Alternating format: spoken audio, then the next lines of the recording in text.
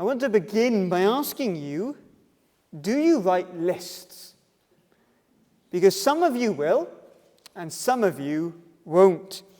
Some of you will write a list every time you go to the supermarket, and others of you will just forget to buy certain items when you go.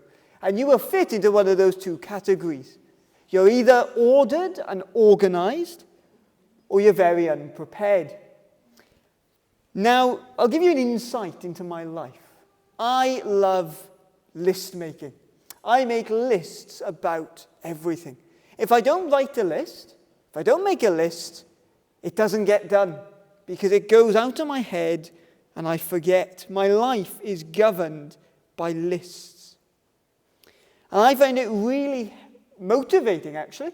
When I sit down at the beginning of the week and I write my to-do list, I get to cross off things that I've done. And I find that helps me get through my week when I know I'm crossing things off. Some weeks I cross more off than others, but it is a great, I really encourage you, list making is great. And sometimes what I do, just to give you an insight into my life, is sometimes I will do a task that isn't on the list, and when I've done it, I'll write it onto the list, just so I get to cross it off, and I look extra productive. It's great. I am constantly governed by list making. And so every morning as I begin my week, I'll sit down at the start of a new week and I'll write my list of what I have to do for the upcoming week. And the first thing I do is write my list. And the first thing I always, can you guess what the first thing I always put on my list is? What do you think is the first thing that I write? Every week there is one thing I put first on my list to do. Many of you will do it, I'm sure. The first thing I put on my list is write to-do list. And then as soon as I've done my list, I'm already being able to cross something off. It's brilliant. I encourage you to do it. You will feel more productive. So the first thing I do at the start of a new week is write my list. The second thing I do at the start of a week is to get overwhelmed by how big my list is. Sometimes I write my to-do list and I take a few steps back and I look at it and I think, how am I going to do all this? The list is too big. The list is too great. And the reason why I've chosen to begin like this is because as we approach a passage like the one in James 3, I'm looking at it with a similar lens. What am I going to say? How am I going to preach a sermon on this? What we see in James chapter 3 is two lists. And in these lists are things that I have not got the time or the depth to cover. So, there's homework for today. You'll have to go home and you'll have to read and think and pray through these things in more detail for yourself. So I'm going to go through this passage talking about wisdom, and we're going to look at these two lists. One, which is a false wisdom, and then the second thing, which is a godly, right wisdom.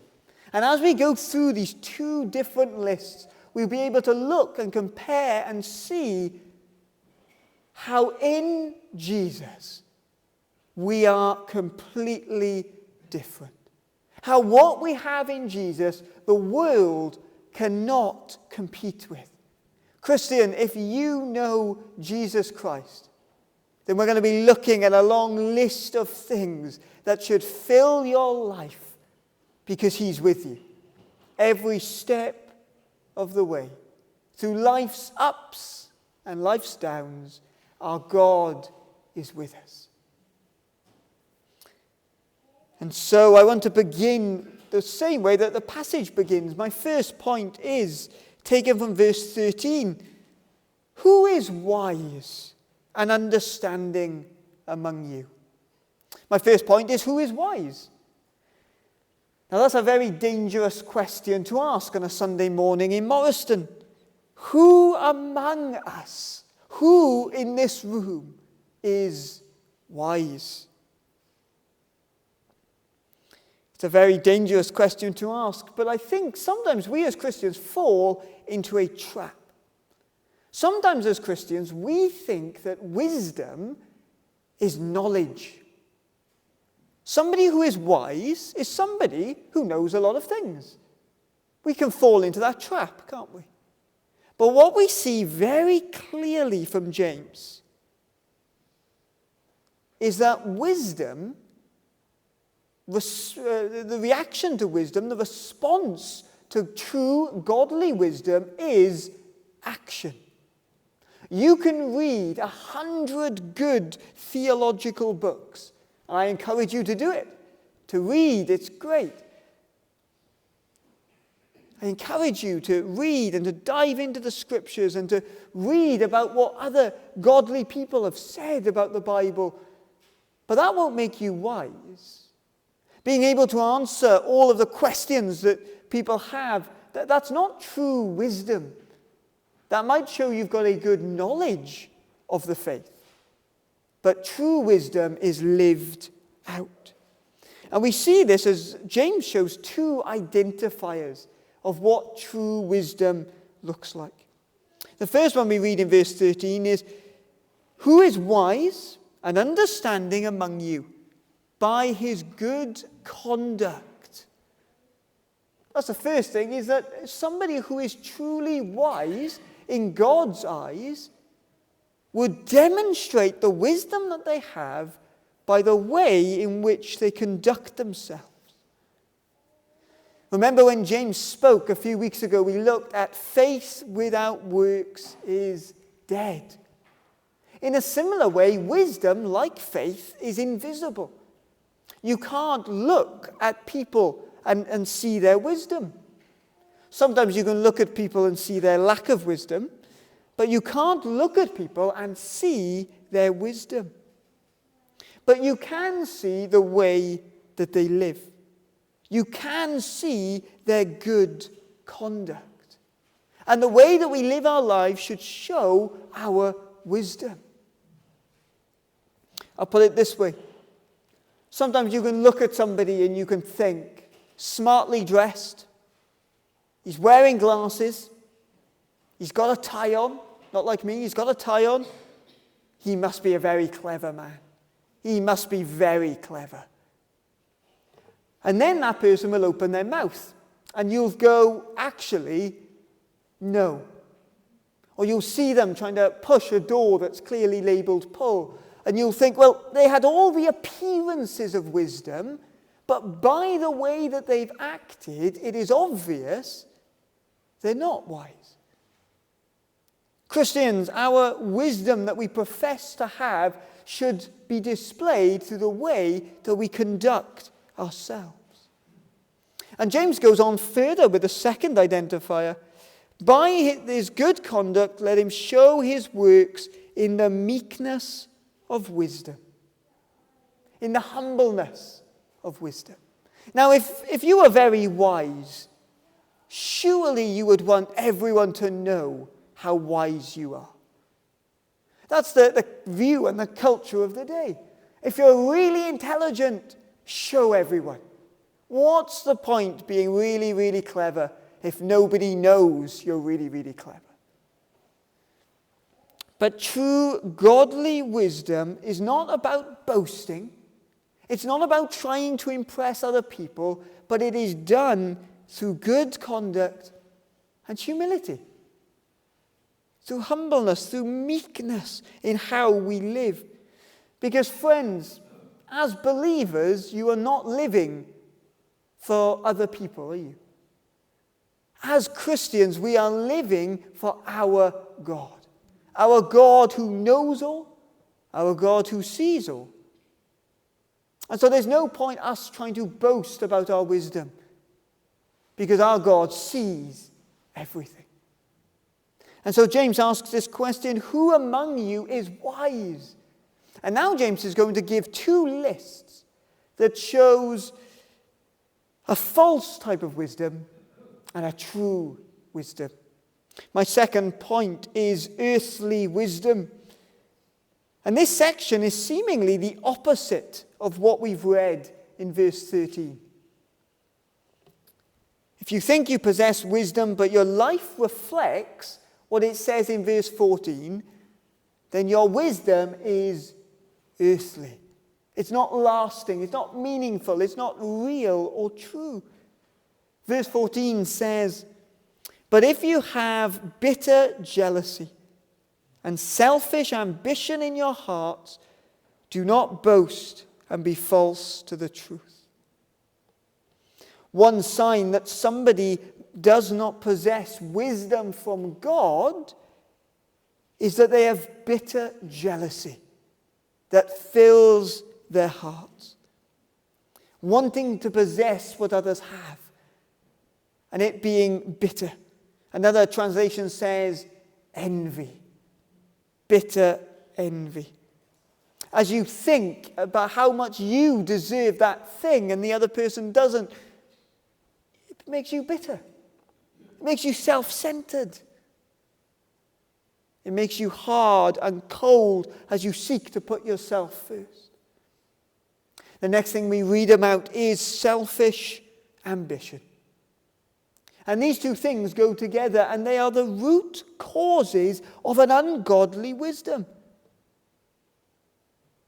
Friends, I want to say this. If you are living for yourselves, you are not wise. That is not wisdom that comes from heaven. It is not wisdom that comes from above. Now, we know what it is to have selfish ambition, don't we? I'm going to say one word, and we will instantly know selfish ambition. I want to start with politics. Now, we know what selfish ambition is when we look at the world of politics, don't we? We know what politicians are. They are the type of people that do and go about and talk great and wonderful things about themselves. That's most people's view of a politician, isn't it?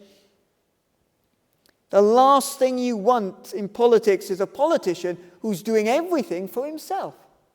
What we want in our elected leaders is people that put other people first. And yet, so often in politics, what we see is selfish ambition. People that want to be elected for themselves. People that want to be elected for the large salaries. People that want to be elected for the privilege and prestige. It's very easy to identify selfish ambition when we think of politics. As an old joke once goes, there was an honest politician, and he stands in front of a room full of voters on his podium, and he says, "If you vote for me, living standards are going to go up for me and my family." And that was his big claim. And it's true, isn't it, that we see selfish ambition. Now, when I mentioned politics, there were a few nods, there was a few smirks. It's easy to see selfish ambition elsewhere. But what if I was to say, what about your family life? What about your work life? What about the way that you treat and view the church? Now, it's very easy to pick on a group of people and to say, oh, there's selfish ambition there. But it becomes much harder when we consider, in my human sinful heart, there is me. At the heart of what we do, it's ourselves, isn't it? And so we all laugh and we all smirk when we think about other people, and then when we think about ourselves, we go, oh, this is the way I live. When you wake up, what is the first thing you think of? Well, it's probably yourself. What am I going to do? Where am I going to go? The world promotes, doesn't it, the three most important people in the world. Me, myself, and I. And there's nobody more important than you.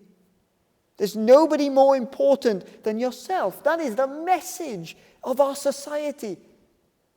There's been a huge growth recently in words and phrases about taking care of yourself. And so a lot of people now will talk about things like self-love and self-care and me time and me first. And please don't misunderstand me. The Bible does not call us to mentally and physically and spiritually exert ourselves until we collapse under the pressure of serving others. The Bible is not calling us to anything that is unhealthy or wrong.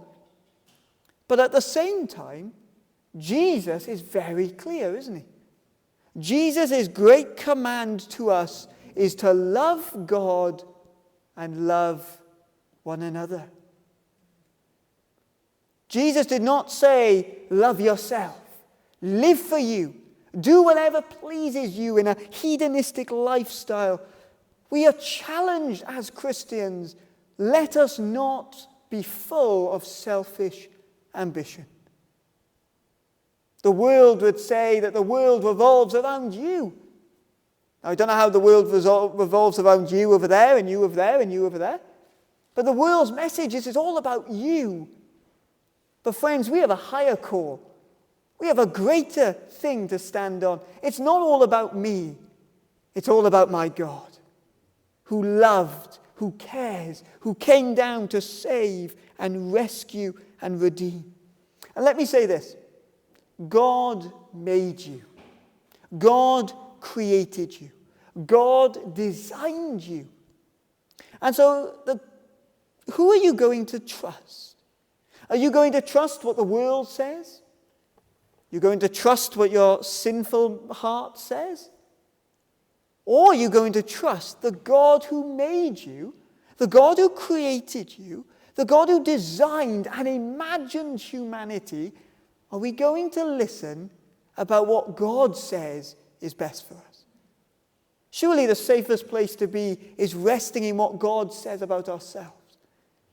And the Bible is hard and challenging because we are not just called to love ourselves, but we are called to love our Lord. And if we love him, we will love others. And we have a choice, don't we? Are we going to live for ourselves or obey and follow him and love other people? The great military poster, the wartime poster, asked a very important question. Or was a military slogan, wasn't it, where the president stood up and said, ask not what your country can do for you, ask what you can do for your country. Now, he was saying that in a very desperate terms because they needed as many people as possible. But so often, I think that is what we do, isn't it? We come to church to see what we can get out of it. In our family lives, we see how much we can get out of it. Friends, the human heart naturally leans towards me, my wants, my desires, my future, my happiness. And yet the Bible is so counter and contradictory to the way of the world. God first. Love him. Fall at him. And then if you love your Lord, love others. Verse 15 says, this is not the wisdom that comes down from above, but is earthly, unspiritual, demonic. Now those are three very powerful words to describe this false wisdom. The first word is earthly. Now this means the things of this earth. If something is earthly, it is not of God. If something is earthly, then it is only to consider the here and now. In the way that you live your life, do you live your life just according to this earth, to this life? Or are you living your life in the certain hope, in the certain knowledge that there is a heaven? And there is a hell. Are you living just for this life? Is the way that you live and treat other people focused on the here and now? The second word is unspiritual. Now this word, it can sort of mean fleshly. If it's devoid of the spiritual nature, one of the dangers here is that it is removed from God. To be unspiritual is the human passions and lusts of the flesh. Are we thinking purely about what we want? Some commentators have said it's almost going back to our animalistic roots. If we want something, if we desire something, we go and we do it without a thought or a care for anything or anyone else. Do we live for ourselves, for our flesh, for our bodies? And then the third one is demonic. Now, this does not mean, I want to get this very clearly nailed out and ironed out. This does not mean that any Christian can be possessed by an evil spirit. I do not believe that. The Holy Spirit dwells within you. There is no other spirit that can dwell in you. So this verse is clearly not saying that Christians can be possessed. But James has already mentioned, James 2 and verse 19 has already mentioned demons. And what James was talking about then, and we looked at that at the time, is demons know a lot about God, but it doesn't influence how they act or live or respond. And so this word demonic shows that sometimes the way that we live, we claim that we know the truth with our mouths, but with our deeds, we are so far from God. And some people have taken these three words, and another way to put it is the world, the flesh, and the devil. There is a human wisdom that exists, and it is wrong, and it is dangerous. And verse 16 makes it clear where these things will end up. For where jealousy and selfish ambition exist, there will be disorder and every vile practice. When we look around this world, think about the world God made. God made the world perfect, with order and plan and design. And God looked at his creation and he declared, "It is good." And look what selfish ambition and bitter jealousy has done. Look at what sin has done to God's world. There is disorder everywhere. If you turn on the news, what is the news? The news is really a list of every vile practice. You turn the news on and there is just a list of all the bad and wicked things people have done. But there is hope. There is an alternative. This is not the end. This is not a defeatist sermon, because my third point is heavenly wisdom. This is the second long list that James gives us.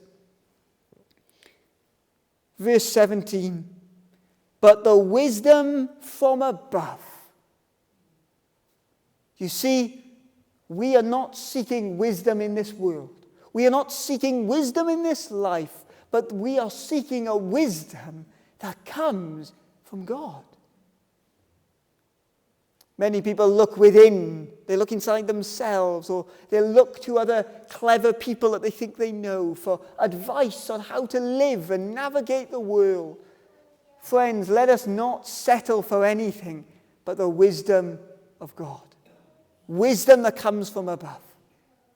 As Christians, we should not live carnally or earthly, but we should live in such a way that reflects the wisdom that God has imparted and given to us. And there are 8 things, and I've said this is a long list, and I'm not going to go through every one with much detail, but look at the first thing. Look at how different this list is from the other list. The first thing is pure. This is the wisdom of God. This is the life that we can live because of Jesus Christ. Pure. Devoid of any wrong. No corruption. No pollution. removed of any type of sin, any type of darkness, any type of stain. Now, I've got white collars on, but that is the amount of white that I will wear. I will not wear any more white than that, because I know I'm a messy eater, I'm a messy walker, I'm a messy everything. And I know that if I wear anything white, it will not be white for very long. And I know how difficult stains are. Once a stain is in something, you just can't get it out, can you? Friends, pure, without blemish, without stain. This is a wisdom from above. The second thing is peaceable. We are to be a people that enjoy and rest in peace. The peace of a restored relationship. You, if you are a believer here today, if you are trusting in Jesus, your relationship with God has been restored. You have peace with God. And if you have peace with God, then have peace with one another. I remember when I was 12 years old, arguing with a 7-year-old. Now, the 7-year-old said something that was incorrect. And it was a really important topic.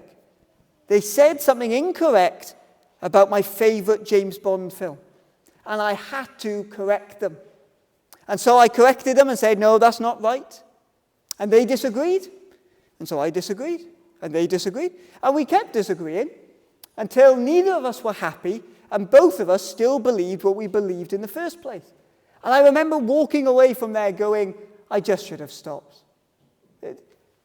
I just should have ended it. I shouldn't have caused or whipped up this. I should have just left things as they were. Friends, God has made you at peace with himself. So live at peace with others. The next thing we read is gentle. We as Christians are to be a people that are gentle. Not rugged or sharp around the edges, rough around the edges, a bit sharp, a bit prickly. But in how we act and respond and live and love, gentle. Open to reason. Now the NIV translates this as submissive, which I don't think is the best translation. Now the ESV says open to reason. Older translations, if you've got the New King James or the King James, you might have willing to yield. What an important quality that we should have. Are you open to reason? Are you willing to yield? This does not mean do you compromise on the necessities and the essential doctrines of Christianity. Not that at all. But on non-essential gospel issues, are you open to the possibility you might be wrong? That's a big question, isn't it? Are you open to teaching? To correcting? Now, if being married has taught me one thing, it is that I'm not as right as much as I thought I was. We're wrong. Sometimes we are so sure of our opinions and of our views, but we get it wrong. This week I heard a preacher talking about his father who was a preacher, and he said, my dad preached 3 sermons on the gifts of the Spirit. The first sermon, he preached that the gifts of the Spirit are all for today. The second time he preached on it, he stood up and he apologized and he said, actually, I think some of the gifts of the Spirit are for today, and some of the gifts of the Spirit aren't for today. And then a few years later, he stood up and he said, I'm sorry for my last 2 sermons. I'm now going to say that none of the gifts of the Spirit are for today. Now, I don't want to get into that argument. We can argue about that later. But it shows a willingness to accept that he was wrong. It's very hard for somebody to accept that they're wrong. It's even harder when you stand up in front of the pulpit and proclaim something that you then believe to be untrue later. Are we open to the idea that as we're seeking to follow him, we might be wrong? Are we open to the ideas that the desires of our hearts might be wrong? and we should be open and yielding to our God. Now, when we finish today, we're going to end and close the service with a hymn. Follow him, yield your life to him. He has conquered death. He is King of kings. Accept the joy which he gives to those who yield their lives to him. What a possibility. You might be wrong on some things. Are you teachable? The next thing we read is full of mercy. I'm going to be very brief on this, but very pointed. Who are you to tell other people that God is merciful when you who profess to know God are not merciful? That's a challenge for us to live, isn't it? If we say that God is full of mercy, then surely the people that have received God's mercy should be the most merciful people on earth. If you know the mercy of God, show it and extend it to other people. It's easy to say and hard to do. Good fruits. James is continuing in his list. Heavenly wisdom is not just knowledge or philosophical thinking, but it is visible by how you act and treat people. Impartial. Now, you'll remember a few weeks ago I preached on favoritism, and some of you thought that was a difficult sermon because we all make off-the-cuff, instant judgments about people. Well, now James mentions this yet again, but he does it in a list of 7 other things for how we are to live. But we should not be a people that discriminate. We should not be a people that judge people for worldly things. We should also be a people that are sincere. What is sincerity? Well, the opposite of sincerity is hypocrisy. We are not to be hypocrites. How many people do we know who have walked away from God and walked away from church life because what they have seen in pastors and people in the pews is hypocrisy? I know a lot of people that say, I'll never come to any type of church because I've seen those pastors with $1 billion in their pocket and big jets who are all about themselves and money. Hypocrisy harms the church. And this is incredibly relevant for younger people and for teenagers and for those of you who know young people and interact with teenagers. Because young people are striving for one ultimate thing, it seems to me. Now, I want you to look at any advert. Any advert will normally have a model of somebody there. And we know how that photo comes about, don't we? We know that there was a team of about 20 people, 10 to do the person's hair, 10 to do the makeup and the eyelashes, and then that model was brought in and put into the most expensive, flattering clothes you can imagine. Then they were put in the best scenery with the best lighting, and the lights were lit up. And then they were even told how to look, how to pose. And then they look and then they pose. And then afterwards, some guy comes along with a computer and digitally alters this person so that they look nothing like how they looked when they had the photos taken. It's part of one of the huge issues we have around body issues in this world is that nothing we see is real. It's all fake. It's all been edited and altered. And this is the relevance for young people. Young people are fed up of living in a world where nothing is real. All they want is sincerity, authenticity. What they want is real. And friends, what we have in Jesus Christ is real. A real faith, an authentic faith. Let us pray that how we live our lives does not turn people away with hypocrisy, but instead draws people to us as they see us living out authentic Christianity. And if you're in school, or if you're in the workplace, or if you're speaking to neighbors, they will see authentic, true Christian faith.